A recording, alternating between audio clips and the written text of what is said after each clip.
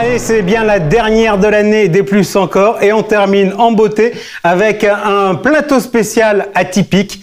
C'est la deuxième fois de l'année qu'on les retrouve dans cette émission. L'idée, retrouver des journalistes pour parler de votre environnement. Avec nous en plateau, journaliste indépendante Aurélie Fardeau. Aurélie, bonjour. Bonjour.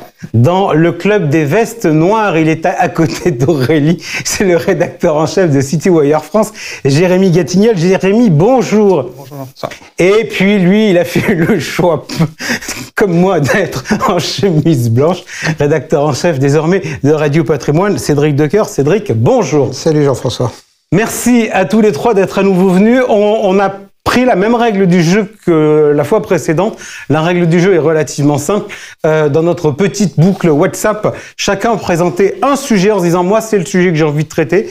Alors, première remarque, on n'a pas une très grande originalité par rapport à la fois précédente, parce qu'il y en avait deux dont on avait déjà parlé la fois précédente. Aujourd'hui, on va donc parler avec vous de SCPI, on va parler d'ETF, on va parler d'ESG, et puis on va aussi essayer de réfléchir, c'était Aurélie qui a fait récemment un papier dans l'Express sur le sujet, sur faut-il ou non flécher l'épargne des Français, qui est un sujet intéressant. Aurélie, je viens de te citer. Et donc, on va... La dernière fois, on avait dû apporter une proposition de loi. On aurait pu refaire le coup, là. Ou près. Oui, mais alors, très sincèrement... Faire tous les cas, c'est l'avantage. C'est pour se faire censurer.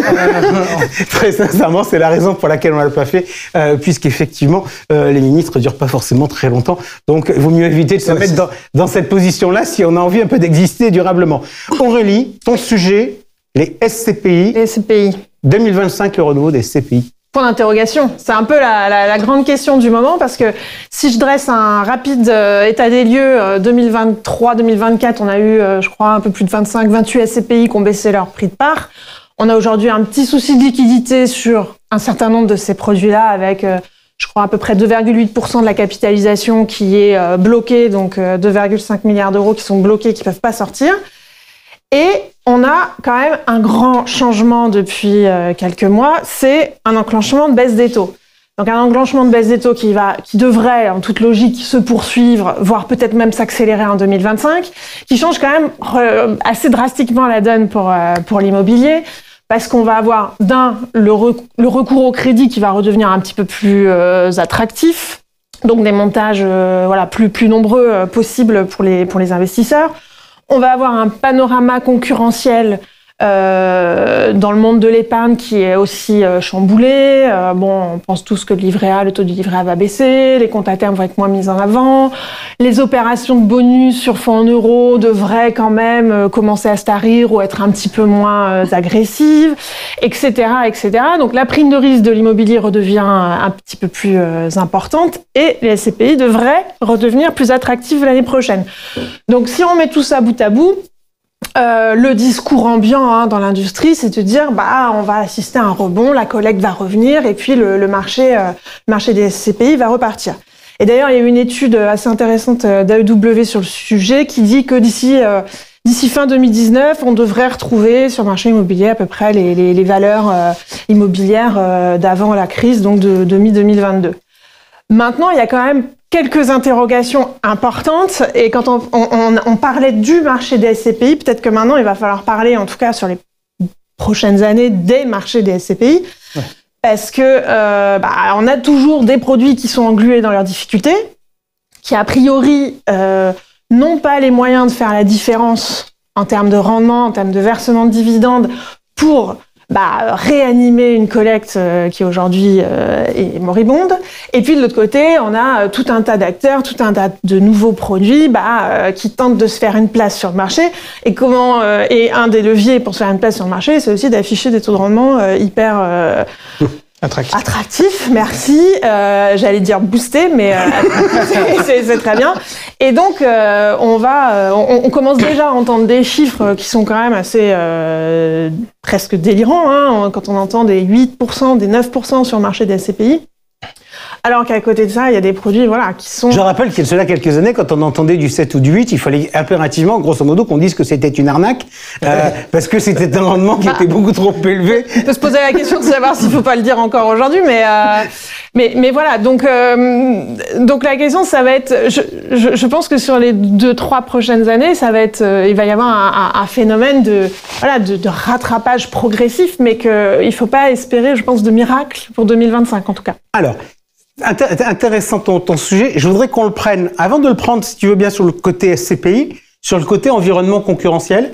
Quid un peu de la position des uns et des autres sur le fait que nous allons rentrer dans un environnement de taux d'intérêt qui seront plus bas qu'aujourd'hui, ce qui peut impacter le livret A, ce qui peut impacter les comptes à terme, enfin ce qui peut impacter un certain nombre de placements qui ont pas mal capté d'argent ces derniers temps. Cédric, tu as une confiance folle en Christine Lagarde pour baisser les taux ? J'ai une confiance folle en Christine Lagarde pour baisser les taux. Je ne sais pas si j'ai les qualifications pour me mettre à la place de Christine Lagarde et je ne sais pas si je voudrais être son poste. Je pense que son année va pas être simple, déjà pour elle, parce que c'est quand même un joli bazar dans la zone qu'elle doit gérer. Puis en plus, elle va devoir regarder bien malgré elle ce qui se passe de l'autre côté, parce que Trump a quand même une fâcheuse habitude à se fâcher avec tout ce qui n'est pas tout à fait d'accord avec lui, et il n'est pas du tout sûr que le patron de la Fed, quel qu'il soit forcément d'accord avec lui. Et quand on voit qu'il a déjà dit que s'il fallait changer la loi pour que le patron soit d'accord avec lui, il était prêt à changer la loi, et qu'il a dit dictateur un jour, c'est suffisant. Enfin, bref, voilà. Donc, en fait, je dis pas qu'elle va devoir gérer le dollar, mais elle va devoir au moins gérer l'euro aussi face au dollar, qui va dépendre aussi de ce qui se passera de l'autre côté. Donc, baisser les taux, bien sûr, mais si c'est pour baisser les taux parce que la situation en zone euro le demande, encore qu'on ne sait pas de chez qui on verra, mais que en face on a un équilibre dollar-euro qui commence à lui tordre le bras, jusqu'où elle pourra aller, voilà. Ce qui est sûr en tout cas, c'est que le consensus aujourd'hui du marché, c'est plutôt de dire que ça va globalement baisser et c'est plus prévisible en zone euro que chez la Fed. La Fed, là, c'est quand même beaucoup plus illisible. Il y a des gens qui tapent sur 5 de taux. Il y en a qui tapent sur 3, il y en a qui tapent sur 2, il y en a qui parlent effectivement peut-être même qu'on aura une hausse à un moment. Quand on regarde c'est plus lisible quand même. Ouais, oui, c'est plus lisible. Enfin, quand on regarde que Trump, il nous donne de l'impôt sur les sociétés, donc du boost. On déporte entre guillemets tous les passagers clandestins. Plus on se fait une guerre commerciale. Tu peux prendre les choses comme tu veux, mais ces trois trucs-là, tu mets de l'inflation au bout, donc... Justement, plus il y aura d'inflation et de croissance aux États-Unis, plus a priori Christine Lagarde devra baisser. Ouais, exactement. Oui, mais juste, moi j'entends cet argument qui est entre guillemets relativement consensuel, mais j'entends un élément que nous donne Cédric qui me paraît pertinent parce qu'aujourd'hui, officiellement, on n'en parle pas dans les communiqués de la BCE, c'est quand même la gestion du change. C'est-à-dire que si on se retrouve dans une situation à avoir, sous prétexte que le décalage de taux est trop important entre les États-Unis qui baissent pas et une Europe qui est contrainte de baisser fortement, ça veut dire quoi ? Ça veut dire que l'euro va s'effondrer. Et étant donné que l'Europe est quand même une zone qui est relativement exportatrice par rapport aux États-Unis, ça peut poser un sérieux problème économique. Donc, l'arbitrage change peut-être en 2025, peut-être un élément important. Jérémy, sur le côté court, donc là, on vient de parler un peu des taux de marché. Livret A, on est d'accord que... on va peut-être pas oublier complètement parce que c'est toujours un placement que... Le placement sécuritaire où les gens ont tendance à aller par défaut. Mais en vérité, ça va être une année, a priori, où il y aura plus d'opportunités pour les gérants de avoir un alpha un peu supérieur. Donc je pense que c'est une année où il faudra être probablement plus flexible, plus agile pour eux. On parle de volatilité, il va y en avoir. On parle d'inflation, il y en aura forcément. Donc c'est une année où je pense qu'il y aura quand même... Tu parlais de concurrence. Je pense que c'est une année où la concurrence va jouer. Et Aurélie parlait de SCPI sur il faut pas attendre de miracle de l'année 2025. Moi, il y a un truc que je trouve très intéressant, c'est que pendant très longtemps, c'est les SCPI thématiques qui ont été un peu les produits phares. Donc, tu avais notamment la logistique en tête, les bureaux, la santé, etc., etc. Quand tu regardes tous les produits qui ont été lancés ces 18 derniers mois... Il y a que du diversifié. Exactement. C'est que du diversifié, uniquement. Et ils te serrent tous la sauce de te dire, justement, maintenant, on va aller chercher partout. En fait, c'est toujours le même combat spécifique contre diversifié. Sauf que là, c'est depuis 18 mois. t'as beaucoup de produits qui sortent. Le dernier, Darwin, est sorti il y a une semaine. Il fait exactement ça. Un peu d'Europe, pas un petit peu de France, mais pas trop. Et on essaye de diversifier un maximum sur tous les secteurs possibles.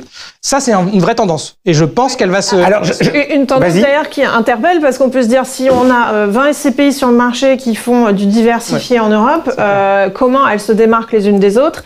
Et est-ce qu'il y a de la place pour toutes? Est-ce que toutes arriveront à trouver leur marché?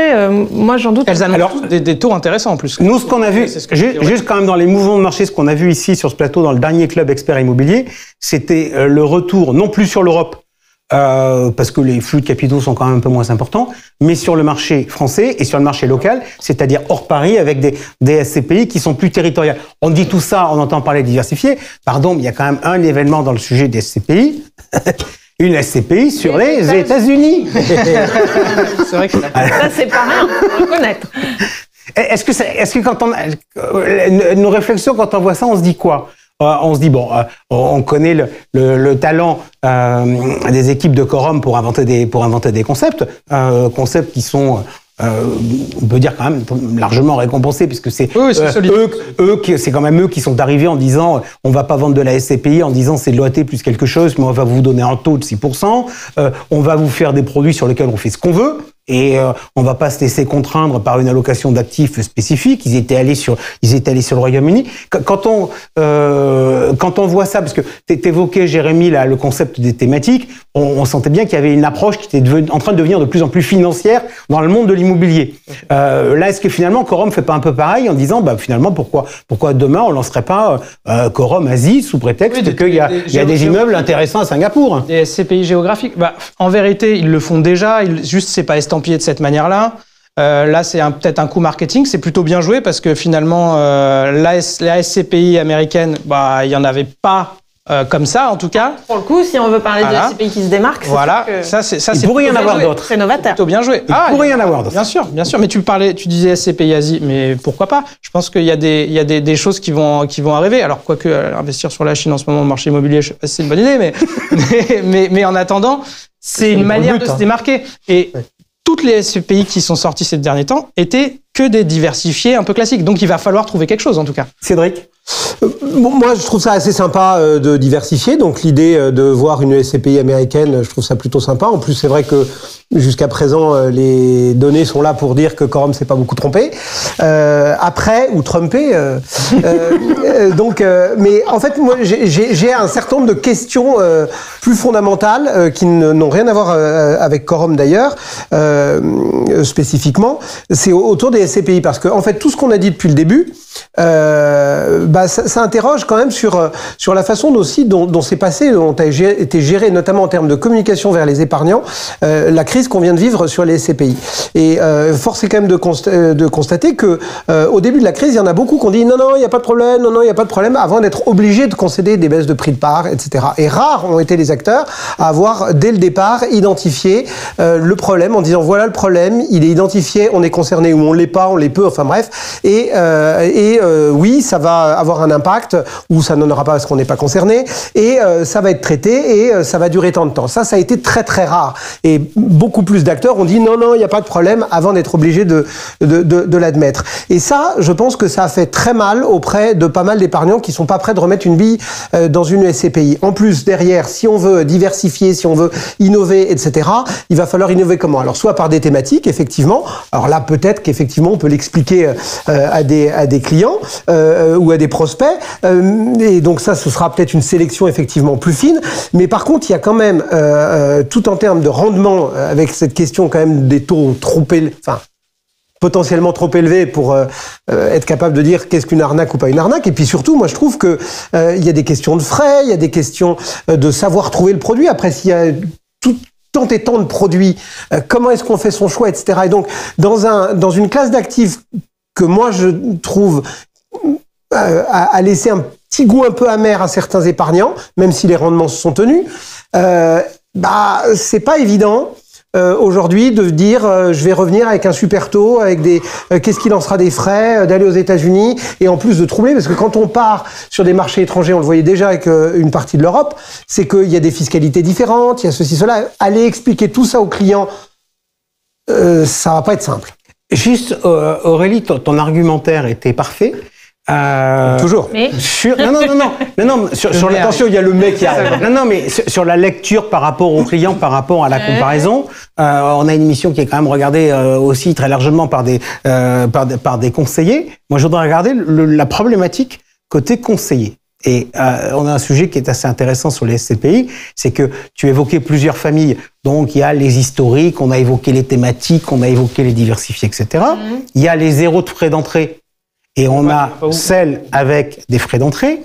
Et en fait, moi, la question que je me pose sur le renouveau de la SCPI, entre guillemets, traditionnelle, c'est la situation de rémunération des produits. Bref, c'est de la rémunération en upfront, c'est-à-dire quand on vend, c'est une rémunération immédiate. Il n'y a pas beaucoup de produits sur la place. Et est-ce que finalement, les SCPI peuvent arriver à s'en sortir quand leur principal concurrent, en réalité, c'est les produits structurés, et que les produits structurés, pour l'instant, ils sont pas prêts de voir leur rémunération baisser vu le niveau des taux d'intérêt. Et une réaction là-dessus? Alors, je suis d'accord avec toi, et je pense que d'ailleurs c'est un des arguments qui vient contrebalancer ce que dit Cédric, parce que je suis assez d'accord avec Cédric. Je pense que la confiance est érodée sur le produit, voire sur certaines sociétés de gestion, mais on est quand même sur un marché qui est largement intermédiaire. Et effectivement, il y a un moment donné, pour le conseiller qui doit vivre et faire tourner son cabinet, quand vous avez des produits qui rapportent à la souscription de généreuses marges, ça peut être tentant, dans un contexte qui s'améliore, de le remettre plus massivement dans les allocations. Donc ça, effectivement, ça peut jouer. Et après, pour ce qui est du panorama concurrentiel et des produits structurés, on va voir comment les choses évoluent, mais jusqu'à présent, on reste sur un marché déstructuré qui est quand même très dynamique, avec des produits qui versent des coupons plutôt sympathiques. On a encore des garanties en capital à l'échéance ou des produits très protégés. Donc les structures devraient un peu se dégrader dans les prochains mois du fait de la baisse des taux, si on part du principe qu'il y a une baisse des taux. Mais la concurrence, elle reste pour l'instant assez dynamique en la matière. Après, les produits structurés, tu l'as noté, la vraie problématique, c'est la rémunération. Hein. C'est que et c'est un peu d'ailleurs au crédit des conseillers d'avoir au moins sur les SCPI qui était quand même un petit peu le produit phare qui donnait à tous leurs clients absolument, parce que tu avais un upfront qui était quand même énorme dès que tu souscrivais un produit intermédiaire. Ils ont quand même eu le mérite, en tout cas, d'arrêter un petit peu le flow continu quand c'était un petit peu compliqué. Même s'il faut toujours rappeler que les SCPI, c'est quand même avant tout des produits de rendement. Hein. On n'est pas là pour faire fructifier de l'argent sur une valorisation immobilière. Enfin, en tout cas, c'est pas ce qu'on vend dans ce produit, c'est pas ça qui est vendu. Comme tout le monde, quand sa part fait moins 20%, je pense qu'on n'est pas content. Mais en attendant, ce qu'on nous a vendu, c'est plutôt de faire 5% par an de rendement. C'est à peu près ça que normalement est censé vendre le conseiller. Par contre, ça a été quand même un peu remplacé, même si ça fait longtemps que les produits structurés, on le vend en poupe. Là, les produits structurés, c'est une espèce de vague monumentale, en fait, quand on en parle à des banquiers privés. Un produit structuré avec un autocolle. C'est simple en tout cas. On prend un upfront, au bout d'un an et demi, on est remboursé. Non, mais c'est à la fois simple. C'est ça qui est marrant avec les structurés, c'est que c'est simple et compliqué. C'est-à-dire que le produit en lui-même est extrêmement complexe. Si tu veux expliquer les moteurs de performance, le moteur de l'oblig, etc. Ça c'est compliqué. Non, c'est compliqué. Mais par contre, pour le client, dans l'explication basique, c'est un peu, vous avez ce rendement-là, s'il se passe ça, il se passe ça, s'il se passe ça, il se passe ça, et voilà. Et basta. Pour eux, c'est assez simple. En plus, on leur dit, une partie de votre capital est protégée. Ils sont très contents. Comme tu dis, maintenant, les produits qui sont vendus massivement, c'est les autocalls. Donc, bon an, mal an, ça marche plutôt bien. Par contre, c'est quand même aussi, là où il faut faire attention, c'est que c'est des produits où est-ce que l'intérêt, c'est vraiment de vendre quelque chose à ton client parce que c'est extrêmement bien comme produit ou parce que ça rapporte beaucoup? Ça rapporte quand même beaucoup. On va être très honnête, le jour où il y a un pain sur les structurés, exactement, c'est terrible. C'est-à-dire le jour où on a collé des clients sur des produits à 8-12 ans et où on se prend un crack et où le gars, il pourra pas sortir et il sait qu'il sera collé pendant 10 ans pour avoir 0 de performance, ce jour-là, je peux vous dire que ça va être terrible, faudra quand même s'être un peu accroché sur ce qu'on a fait et c'est un sujet non négligeable. On a fini là-dessus? Allez, Jérémy, on passe maintenant à ton sujet. Tu nous proposes, toi, un produit où les marges sont faibles, mais simple. Les ETF, on t'écoute. Les ETF, c'est vrai qu'on en avait parlé la dernière fois, et je pense que c'est pas pour rien qu'on en reparle aujourd'hui, parce que tu as une vague sur ce produit qui est monumental, qui n'a jamais été de cette ampleur en France en tout cas. C'est-à-dire que quand tu regardes nos pays voisins, en Allemagne notamment, les ETF, c'est quelque chose qui est très développé. Ils utilisent beaucoup des espèces de produits d'épargne en ETF qui fonctionnent très bien. Chez nous, c'était plutôt les fintech, robo-advisors qui proposaient ce genre de choses, mais c'était pas massivement proposé aux épargnants. Je pense que c'était Aurélie qui en parlait la dernière fois qu'on s'était vu. Quand tu regardes au final l'assurance vie, puisque c'est à peu près là que la majorité des gens investissent en France, c'est souvent via l'assurance vie, les ETF, t'en avais finalement pas tant que ça non plus. Aujourd'hui, ça bouge un peu quand même. Honnêtement, ça bouge un peu. T'as de plus en plus de produits différents. Nous, je pense qu'on peut tous l'observer.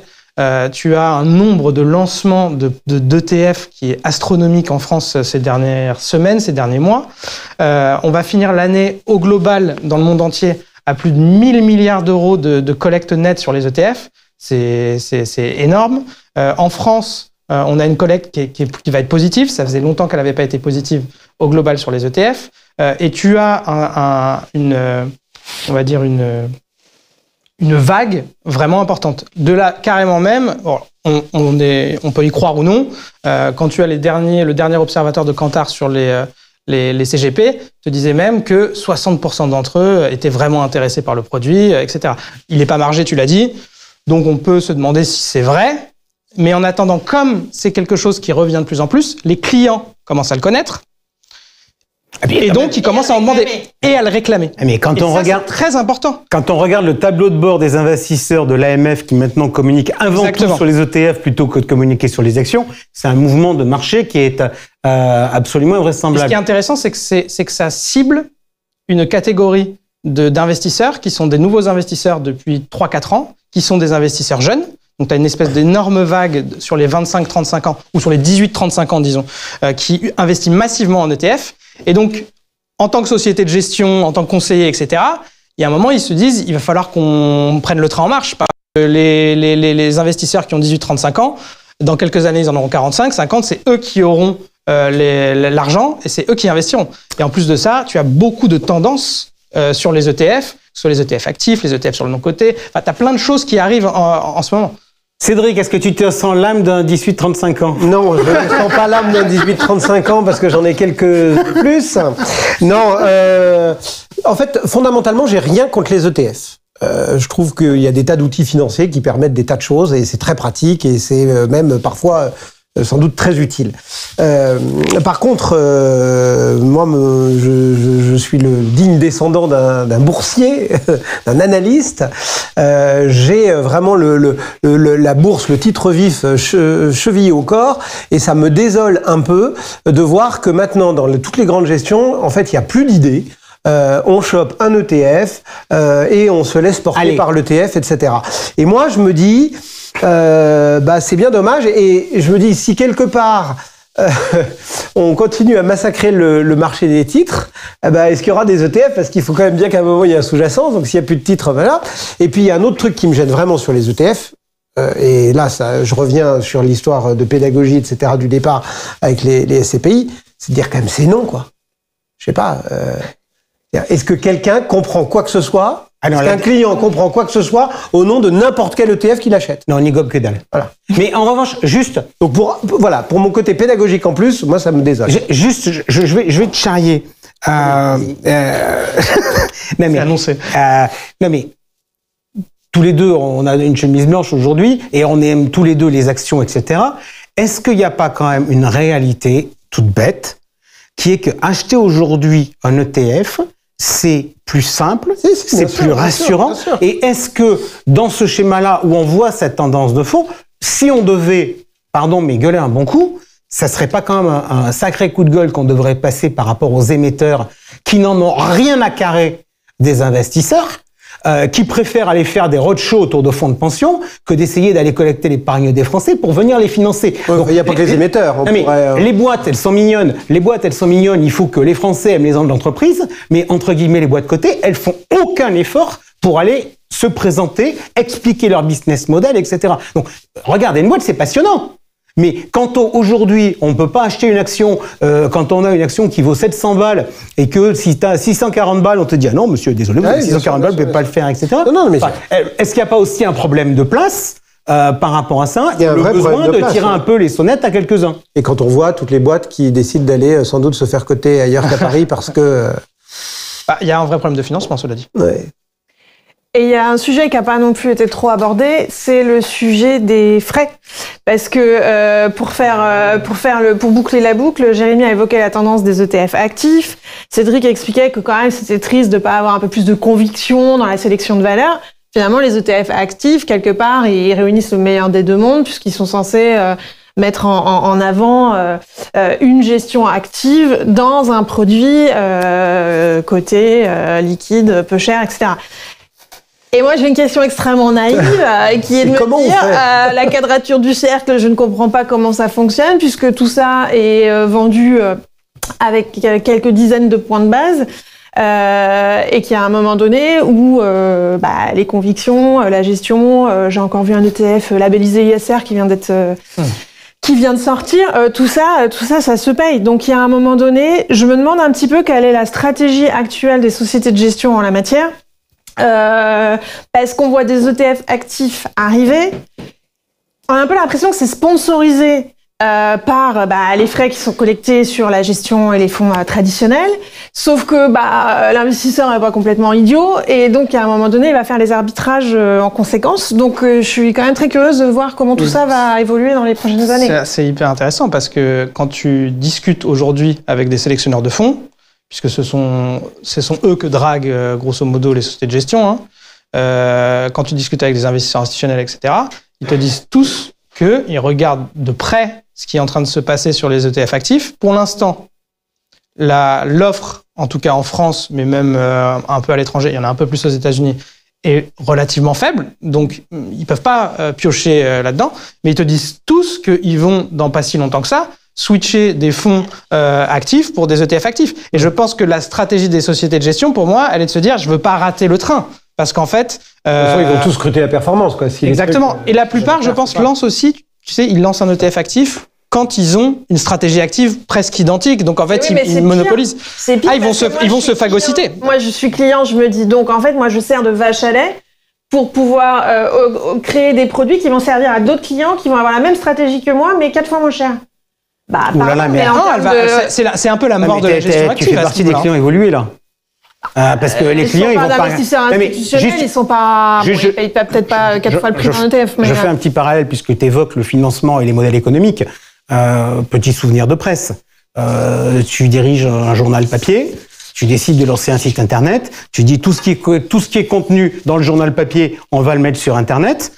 Tu mets toutes les charges sur le journal papier. Tu mets aucune charge sur le journal Internet, puisque de toute manière, tu l'as piqué au papier. Et après, tu dis, regardez, c'est formidable.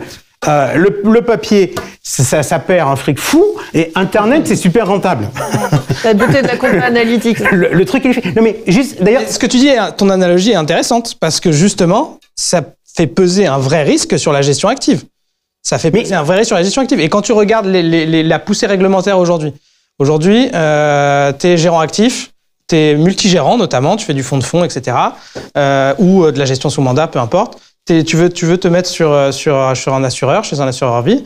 Tu as Value for Money qui va venir toquer à ta porte et qui va dire « Oula, mais les frais, c'est un petit peu cher, monsieur. C'est un petit peu cher quand même. » Mais alors, et toi, c'est quoi ta marge de manœuvre ? C'est de mettre de l'ETF en fait. Mais ça justement, est-ce que finalement, derrière ce mouvement-là, on le regarde sous le prisme du produit, c'est-à-dire l'ETF par rapport à la SICAV traditionnelle. Et c'est assez drôle parce qu'on a eu cet échange tout à l'heure sur la partie SCPI. Est-ce que finalement, c'est pas une tendance de fond, de réorganisation de la chaîne des frais dans l'industrie financière et où finalement, désormais, tous les fonds vont être dans des structures de frais où on portera les fonds. Tu disais tout à l'heure, la situation de différence qu'il y a entre l'Allemagne et la France. C'est que le gros de la distribution en France, ça se fait à l'assurance vie. Et l'assurance vie, c'est une culture qui fonctionne autour de la rétrocession. Donc, de la rétrocession sur le produit. Aujourd'hui, on voit que ceux qui mettent des fonds en assurance vie, ils augmentent les frais de gestion du contrat. En plus, ils disent de manière peinard, puisque c'est les mêmes frais de gestion vu l'unité de compte, l'Europe peut aller se faire voir sur le sujet du conflit d'intérêts, puisque de toute manière, il n'y a pas d'impact du choix du produit, donc le conflit d'intérêts n'existe plus. Et en fait, la rétro se fait des frais de gestion de l'assureur.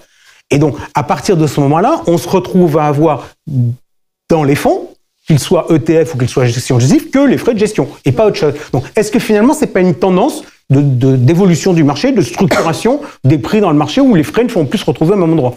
Je sais pas s'il y a déjà une tendance, mais ce qui est sûr, c'est qu'on va pas pouvoir avoir dans le même écosystème des produits margés et des produits qui sont pas margés. Donc, à un moment donné, il va en tout cas falloir trouver une solution. Soit on dit on abandonne la SICAV traditionnelle et on fait tous plus que des ETF. Mais les indices vont être beaux. Non, mais déjà, il y a une question du coût de la gestion, parce que si on fait de l'ETF actif et que l'ETF actif se développe, il y a quand même des coûts qui aujourd'hui sont au niveau global de la structure et sont affectés là où on veut, mais il faudra quand même les affecter quelque part. Et effectivement, ça peut être une solution de déplacer les coûts au niveau de l'enveloppe. Après, on s'oriente quand même vers une gestion active atrophiée, avec des petits experts de choses très spécifiques de niche et des gros, excusez-moi, qui font de la gestion passive après. Ou de la gestion passive améliorée. Mais et après, de la gestion passive qui vous amène à avoir un MSCI World avec 70% des États-Unis et tout le monde en rachète un peu plus avec des gestions qui, du coup, sont procycliques. C'est-à-dire que c'est toujours le meilleur qui collecte le plus de capitaux. Tout petit groupe de valeurs qui va dominer l'ensemble de la cote mondiale. C'est une question de comportement moutonnier des investisseurs. C'est pas que la faute des ETF. Ouais, mais c'est aussi un peu la faute des indices, puisque par définition, plus tu deviens gros, plus tu passes dans les indices. Donc, plus on a besoin de t'acheter. Et puis ça devient automatique. Enfin, je veux dire... On fait le tour? Ouais. On a fait le tour là sur les ETF? Oui. On pourra en parler des heures, mais... Allez, donc on a commencé avec 4 lettres. SCPI, on a poursuivi avec 3 lettres. Cédric, tu restes avec 3 lettres. Tu as gardé le E.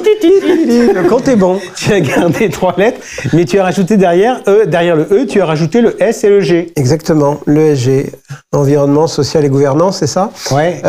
Oui, c'est un truc qui est hyper à la mode depuis un moment. C'est un truc qui revient un peu sur le devant de la scène parce que à chaque fois les pouvoirs publics essayent de faire un peu de ménage, parce qu'il faut quand même dire que l'épargnant, pour revenir sur mon dada de la pédagogie, etc., il devait faire avec le label ISR, avec l'ESG, avec les appellations anglaises, avec le Greenfin, avec Finansol. Enfin bon, bref, il y a de quoi s'être paumé.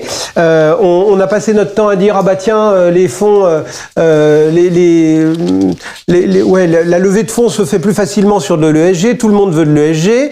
Alors après, on s'est interrogé sur l'œuf ou la poule. Est-ce que les gens veulent de l'ESG parce qu'ils en veulent vraiment, ou est-ce que c'est parce que les fournisseurs de fonds, etc., ont décidé de SGiser leur truc pour faire joli. Et voilà, on s'est posé la question sur le greenwashing. Enfin bref, il y avait énormément de questions. Et en fait, moi, la vraie observation que je me suis faite, elle date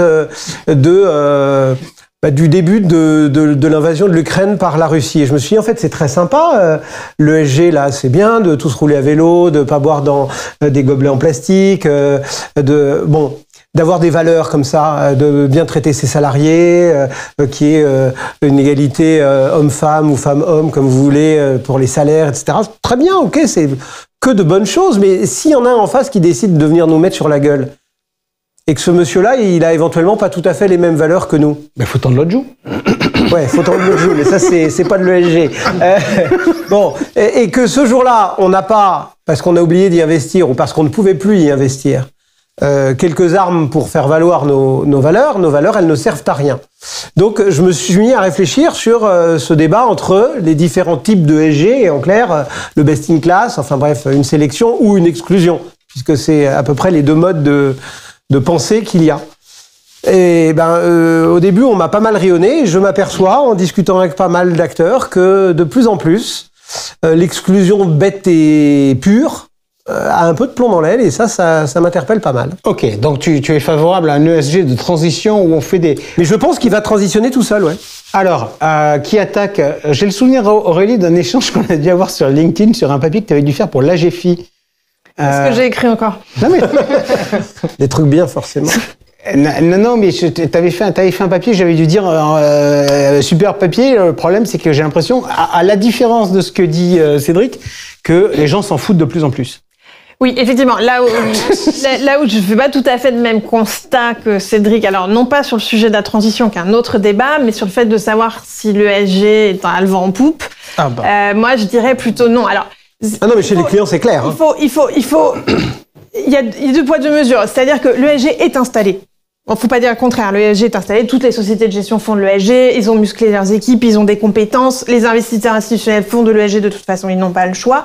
En revanche, est-ce que c'est un sujet aujourd'hui qui est porteur, qui commercialement parlant est dynamique? Bah non, je pense que c'est assez évident que l'ESG a beaucoup souffert depuis la guerre en Ukraine de contre-performance financière. Et puis il y a la réglementation qui aussi a pesé beaucoup dans les sociétés de gestion. Enfin, lors de ce dernier article, moi j'étais quand même assez étonnée. J'ai posé la question à tous les gens que j'ai interrogés en disant il n'y a pas une forme de ras-le-bol dans les équipes? Et tout le monde m'a dit, oui, aujourd'hui c'est dur, parce que globalement, on a travaillé comme des dingues sur les textes européens, ils sont à peine mis en place, on a modifié des milliers de pages de prospectus, etc. C'est à peine fait qu'on nous dit, vous savez quoi? On va changer. On va tout remettre à plat et on va changer. Et à chaque fois, généralement, en plus, on leur donne pas la définition de ce qu'est un truc durable. Donc, chacun tourne autour en se disant comment on va l'intégrer dans nos... Il y a un travail, effectivement, d'interprétation, de mise en conformité, parce que personne veut être pris en défaut sur ces sujets-là. Donc, c'est vrai que de ce point de vue, c'est assez compliqué. Moi, je suis d'accord avec Aurélie, c'est qu'aujourd'hui, il y a... Pour moi, c'est plutôt un mouvement anti-ESG qu'on observe. Ce qu'on voit d'ailleurs, juste entre nous, quand on regarde la sortie de Mario Draghi sur CSRD et donc les obligations qui sont faites aux entreprises de reporter des données pour que les gens puissent bosser, parce que l'Europe a quand même fait un truc génial. Elle a d'abord dit, il faut que les produits vendus aux épargnants soient ESG.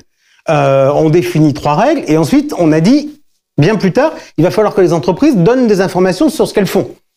Ça aurait peut-être mieux de le faire en sens inverse. On n'a même pas besoin d'aller jusqu'à Mario Draghi. Michel Barnier a demandé un moratoire.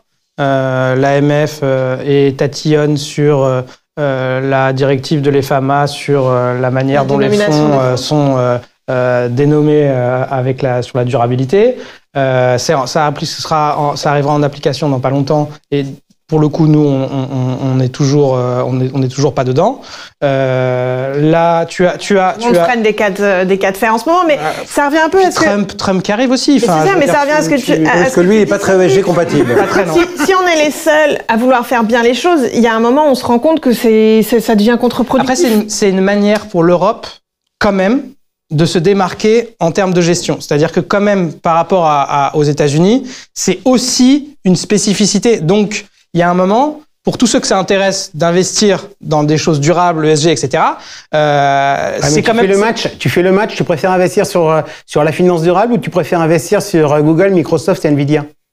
Enfin, grosso modo, je vais te faire le match, entre guillemets. On dit l'Europe, elle propose comme plan d'investissement la finance durable. Les États-Unis proposent l'avance technologique. Aujourd'hui, tu es investisseur, tu fais quoi? Je pense que là, tu les opposes un petit peu rapidement. Non, mais caricaturellement, mais... C'est pour rien qu'il y a un écart de valorisation entre la bourse européenne et... En fait, je suis désolé, je reboucle, mais c'est une question de pédagogie. Je veux dire, si aujourd'hui, par exemple, dans toutes les gestions ESG, généralement, Danone n'a pas une super cote. Enfin bref, elle passe le filtre en se disant, oui, c'est de l'alimentation saine, etc. Mais derrière, on leur colle dessus les bouteilles en plastique, etc. Bon, alors effectivement, peut-être qu'à Paris, c'est pas très utile d'avoir des bouteilles en plastique. Peut-être qu'on a vu toutes ces poubelles qui débordaient de bouteilles en plastique au moment des JO. C'était peut-être pas la bonne méthode. Mais si on se décale juste très largement vers l'Est et qu'on arrive en Inde, avoir de l'eau en bouteille, c'est pas un luxe, c'est juste vital en fait. Donc en fait, là, à ce moment-là, la bouteille en plastique, elle devient vitale. Donc c'est de l'ESG finalement, puisque ça veut dire qu'on va apporter de la santé. Si on réfléchit par exemple aux piscines, alors on se dit la piscine, il faut la remplir, tout ça, ces périodes de sécheresse, c'est pas très etc. Ok, sauf que peut-être êtes-vous confronté parfois à ça, mais on est dans le sud, on a une piscine, le feu arrive, le gars arrive avec sa motopompe, il peut intervenir avant les canadaires, etc. parce qu'il y a la piscine. Alors, est-ce que là, la piscine, c'est eux ou c'est pas eux? C'est exactement comme les armes sont devenues ESG au moment Donc, en fait, c'est pour ça que je dis, Enfin, que moi, j'ai le sentiment qu'il faut que la transition se fasse pour qu'on sache où et quand c'est bien d'être ESG ou et quand c'est pas bien d'être... Ce qui est sûr, en tout cas, c'est qu'il y a quand même une prise de conscience que financer la transition ne se fera pas sans les énergéticiens, sans Total, sans etc. Donc il y a de plus en plus de gens... Sans les piscines, parce que là, il y a quand même un sacré nombre d'incendies à éteindre. Hein. Non, mais... Là, je pense que Cédric vient d'allumer le feu. Non, mais c'est vrai. Pour voir. Ouais, tu as quand même une prise de conscience des investisseurs que l'ESG ne peut pas être dogmatique, en fait. Ouais, mais c'est pas possible. Mais est-ce que finalement, je vais l'être dogmatique. Est-ce que, tu sais, chez toi, un jour où j'avais dit sur le plateau de BFM Patrimoine, où on avait débattu des obligations, des contraintes, des questionnaires qu'on doit remplir. Et j'avais dit, si vous êtes épargnant, moi je vous donne un conseil, c'est quand on vous pose la question, vous dites, je n'ai aucun critère. Je n'ai aucun critère, donc m'emmerdez pas avec ça, ce qui vous empêche pas derrière de faire tous les trucs les mieux du monde. C'est pas parce qu'on a déclaré qu'on n'avait rien à faire qu'on est obligé de faire les pires saloperies. On peut parfaitement être un épargnant exemplaire derrière, tout en ayant répondu non au questionnaire. Est-ce que finalement, Cédric, il va penser un truc. Aurélie, elle va penser un truc. Tu vas penser un truc. Donc, Cédric, il va nous dire, la piscine, ça peut être ESG. La bouteille d'eau en Inde, ça peut être ESG. Moi, je vais dire, non, mais finalement, j'ai envie d'avoir des exclusions parce que ton truc sur les armes, moi, je suis un pacifiste convaincu. Donc, est-ce que finalement, on crée pas là un vrai environnement de produits de niche typé où il n'y a pas de la concurrence, mais où il y a des gens qui disent, moi, j'affirme un certain nombre de principes, je les tiens. Ce qui existe dans la gestion traditionnelle. Il y a des gens qui ont dit, j'affirme des principes de gestion et je les tiens pendant des années. Et le client, il va sur un truc comme ça et il sait exactement ce qu'il a acheté votre marée. Oui, en fait, ça me fait rire ce que tu dis parce que, en fait, c'est précisément à la base l'idée du questionnaire MiFID auquel tu fais référence. Oui, mais on n'a pas les produits. Et que tu cherches et que tu diabolises. Parce que. Bah, on diabolise. Il y a quand même un risque. C'est pas très bien. Non, il y a quand même un risque énorme sur le. Enfin, bon, en tout cas sur l'ensemble des trois questionnaires, il y a quand même un risque énorme si on dit vraiment son attente. Que le conseiller ait rien à proposer. On est d'accord. Et la réglementation t'interdit de revenir en arrière. C'est une fois, mais c'est tout. C'est normal. Si tu fais du fonds, le principe, on est sur des fonds communs, on est sur de la mutualisation de gestion. Tu peux pas avoir une gestion individualisée. Moi, je veux de la piscine, moi, je veux de la défense, mais je veux pas des arbres, machin truc. Enfin, donc, il y a un moment donné, soit tu te fais ta sélection propre de titres conseillés ou pas conseillés, du mandat de gestion individualisé. Mais si tu vas dans un fonds, bah, il faut trouver celui qui se rapproche le plus de tes convictions. Sachant qu'en plus de tout est labellisé, compatible taxonomie, article 8, article 9 SFDR. Donc ta piscine, avant qu'elle rentre dans ces labels...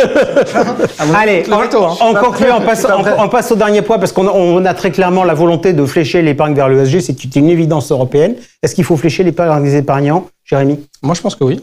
Le rôle d'un régulateur, d'un État, etc., c'est bien d'essayer de faire les choses mieux, entre guillemets, d'essayer de faire les choses bien.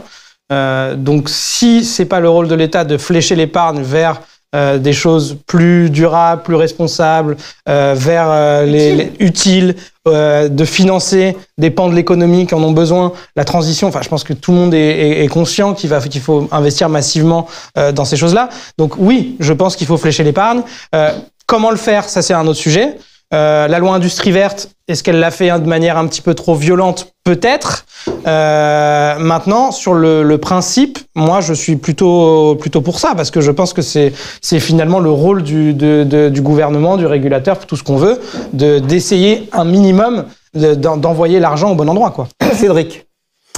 Oui et non. On nous a vendu des moteurs diesel parce que c'était bon pour la planète. Ensuite, on nous a expliqué qu'il fallait plus de moteurs diesel, mais des moteurs essence parce que c'était bon pour la planète. Et maintenant, on essaye de nous vendre des moteurs électriques parce que ni le premier ni le second sont bons pour la planète.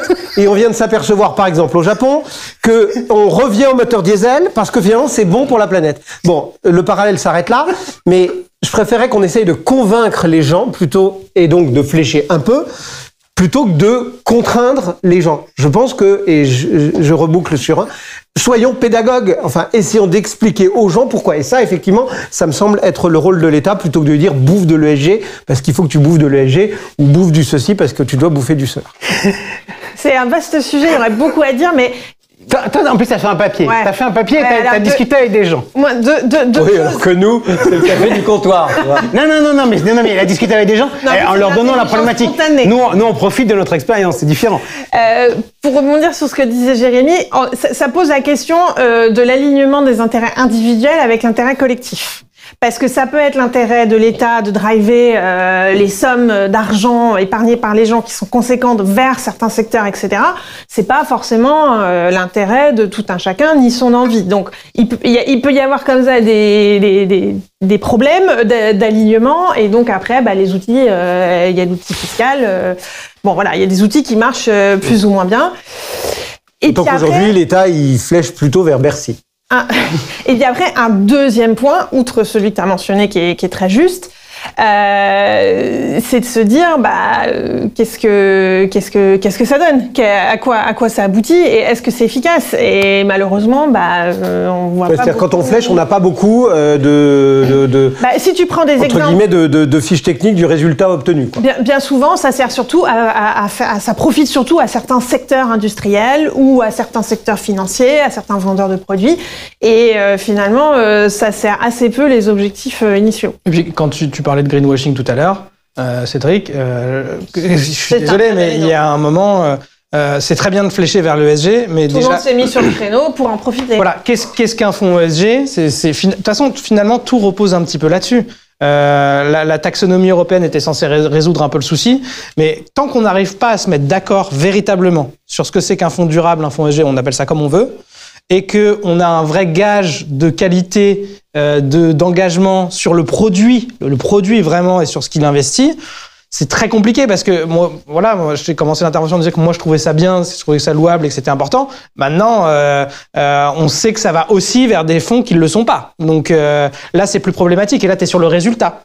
Tu es sur la manière dont tu as de l'impact, etc. Et ça, c'est plus difficile. Et une dernière chose qu'on m'a dite dans ce papier, que j'ai trouvé, qui m'a interpellée, c'est qu'on m'a dit, quand la guerre en Ukraine est arrivée, qu'on a eu des problèmes d'énergie, il y a eu de la communication, on a expliqué aux gens, on leur a demandé de faire des efforts, ils l'ont fait.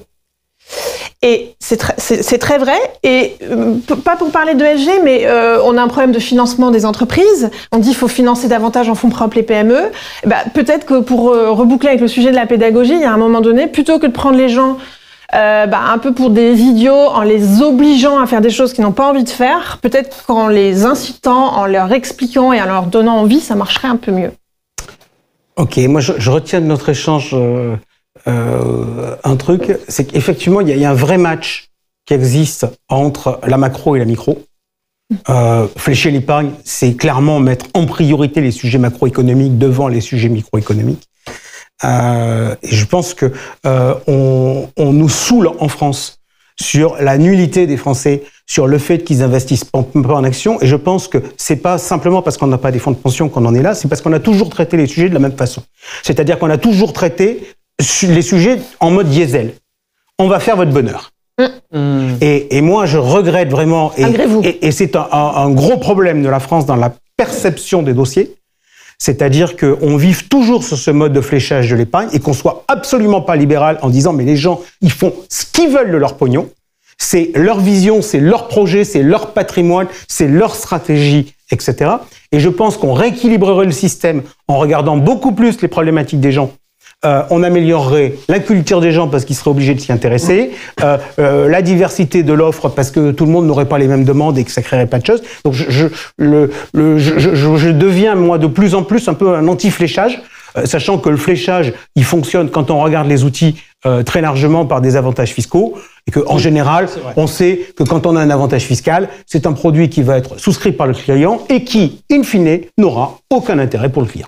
Et en dehors de son aspect fiscal. Et puis et encore. De toute façon, pour moi, l'exemple de Cédric, il résume tout. C'est-à-dire que un jour, c'est bien de faire du diesel, le lendemain, c'est de l'électrique, le surlendemain, finalement, les éoliennes, finalement, c'est pas super, parce qu'en plus, il faut les enfouir, ça coûte pour les produire, etc. Donc les gens, ils y comprennent rien, ils ont l'impression un petit peu d'être pris pour des cons, ils doivent changer tous les 5 ans de paradigme, et donc tant qu'on n'arrive pas à faire cette éducation-là, et à peut-être finalement, comme tu le dis, peut-être avoir un tout petit peu plus de libéralisme sur la manière dont les gens investissent, ou en tout cas de s'intéresser un petit peu plus à leurs problématiques à eux, c'est un peu insoluble. La multiplication des dispositifs fiscaux qui fait qu'au final, tu sais plus où donner de la tête et tu peux pas te connaître. Et ça donne beaucoup de travail aux conseillers. Oui, Jérémy disait, c'est à l'État peut-être de d'être régalien et de dire il faut aller dans telle ou telle direction. Super. À ce moment-là, il faudrait peut-être déjà que ceux qui incarnent l'État, quand ils ouvrent leur patrimoine, on s'aperçoive qu'ils ont peut-être un peu d'action, un peu de private equity, un peu, quand on voit des ministres et autres de l'économie ou autres qui ont passé je ne sais pas combien de dizaines d'années dans les cabinets sous les ordres de la République, comme on dit, et que quand ils ouvrent leur patrimoine, il n'y a pas un euro d'économie, et notamment pas un euro d'économie qui sert l'économie réelle. Je me dis que la pédagogie, il y a encore du boulot. Merci à tous les trois d'être revenus sur ce plateau, débattre. On avait prévu de faire une grosse demi-heure, on a fait 50 minutes. J'espère que ça vous a plu. Que puis-je vous dire à tous les trois et à vous qui nous écoutez, cette fois c'est vraiment la dernière de la saison 2024. Je vous souhaite à tous les trois de bonnes fêtes. Profitez-en bien. Merci. J'espère que vous prenez à l'année prochaine. Et donc, si on nous réinvite. À vous aussi.